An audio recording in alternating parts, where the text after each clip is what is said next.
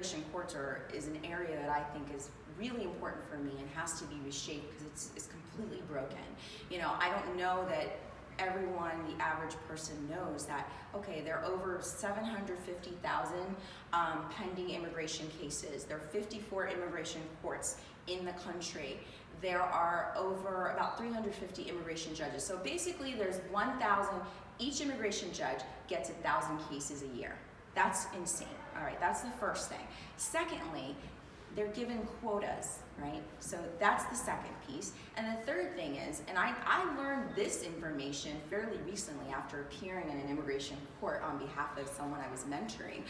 Some of these judges are recently appointed. They're attorneys, and that's okay, right? Because there's the growth in positions and careers, but these attorneys are not necessarily immigration attorneys, right? So you can take like a real estate lawyer and appoint them to being an immigration judge. You give them a quota and they have about 1,000 cases in 1 year, right? Like that's really scary.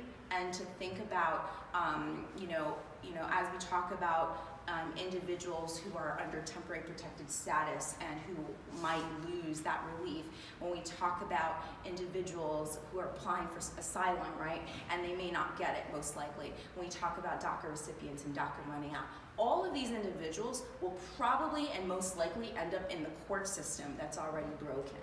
So I'd like to actually sit with the president and say, let's put together a team that can reevaluate the immigration courts. Maybe it shouldn't fall under the attorney general. Maybe it should be structured like every other court under the judicial system. So that's definitely one of the things that I'd want to discuss with him.